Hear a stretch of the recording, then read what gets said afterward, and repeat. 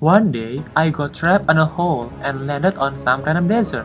I was shocked and asked the local people, "Excuse me, can you tell me where are we?" Sure, we are in Egypt. That is the Great Pyramid of Giza.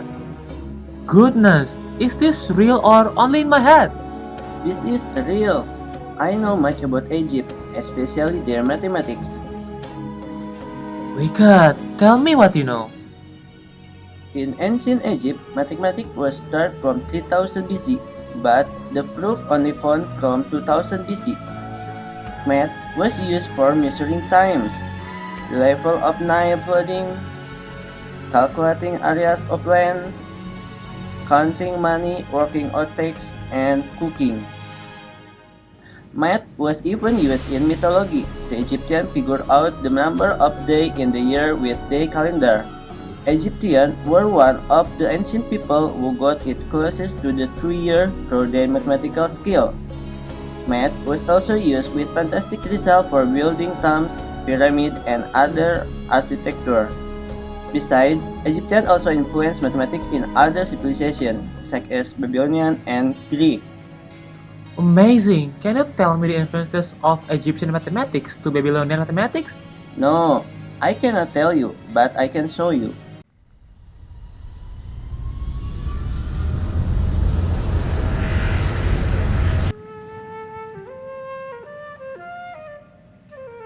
Hi there! I just came from Egypt. Do you know Egyptian mathematics influences on Babylonian mathematics? Of course, you are asking to the right one. Babylonian started their mathematics from 1900 BC. Have you heard about right triangle? Babylonian declared that they were the first who used right triangle theorem, while ancient Egypt mathematicians never said anything about the theorem. However, the researcher found out that Egypt has used right triangle formula in many of their pyramids such as 3, 4, and 5. The pyramid was built on 2560 BC. Babylonian got some influences from the pyramids and brings them to Babylon. Experts agree that Babylonian got the idea of the theorem from Egypt pyramids, that is, the influence of Egyptian mathematics. Wow, unbelievable! How about Egyptian mathematics influences to Arabic mathematics? Well, I cannot tell you, but I can show you.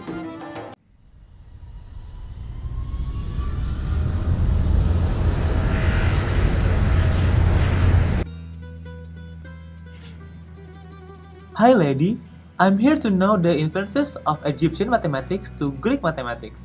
I know, I'll tell you.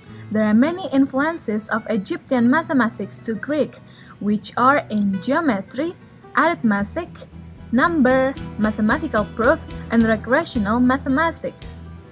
First, in geometry, Herodotus, Proclus in his commentary on Euclid, Aristotle, and Democritus credit their neighbors in Nile Valley with the invention of geometry and with excellence in its practice.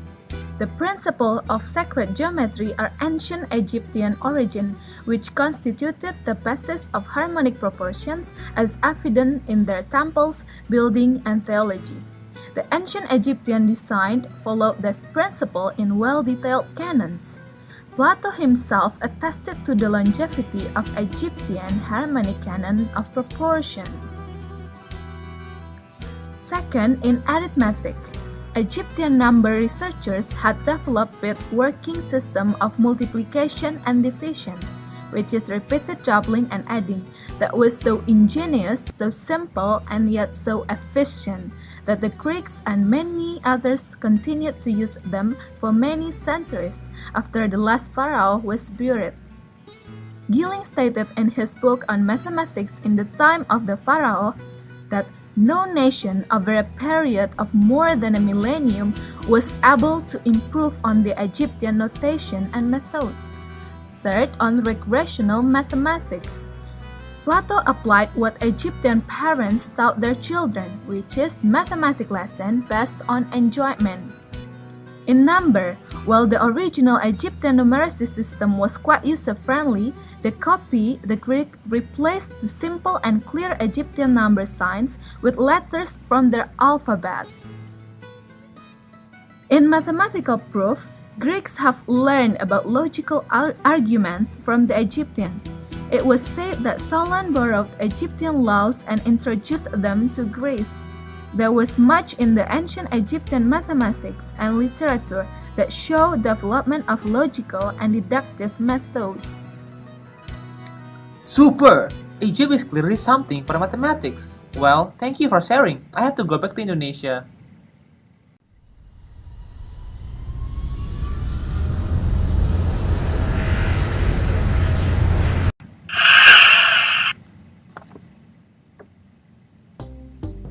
I have known the influences of Egyptian mathematics to other civilizations. What about my country? Are there any Egyptian mathematics influences to our national education mathematics curriculum? I think there are many legacies of Egyptian mathematics to our curriculum that is still used nowadays. First, in division. To divide a number, the Rhind Papyrus instructs readers to add the divisor to itself until they reach that number. The number of times they have to add it is the result. The principle is the same as for the division we learn in school. First, we guess how often the divisor goes into the number to be divided. Then, we multiply by that guess and deduct the result to repeat the process with the remainder. For example, 20 divided by 5 is 1 times 5 equal to 5. 2 times 5 equal to double 5, which is 10. 4 times 5 equal to double 10, which is 20. So the result is 4. In modern way, 5 times 4 equal to 20. Then 20 divided by 5 equal to 4. So 20 divided by 5 equal to 4. The second one, when Egyptians encountered a remainder, they expressed it as the sum of up to 4 different unit fractions in decreasing order that they look up in table, just as we used to look up logarithm table before we switched to electronic calculators. The Rhind Papyrus includes such a table for all odd divisors of 2 from 3 to 101, with none of the fractions smaller than 1 over 1000. Besides, there is the AHA calculation, or algebraic riddles involving linear equation with one unknown. For example, think of a number game, the recreational mathematics that students often use. Egyptians have obviously been set up by people who enjoy pure calculation and who wanted to drill their pupils in really hard problems. So, in conclusion, is With this level of mathematical skill and dedication to find the best solutions, It is clear that the ancient Egyptians must have been at least as curious about numbers as any of their modern counterparts. Or probably even more because they thought number had magic and religious and thus vitally important meanings.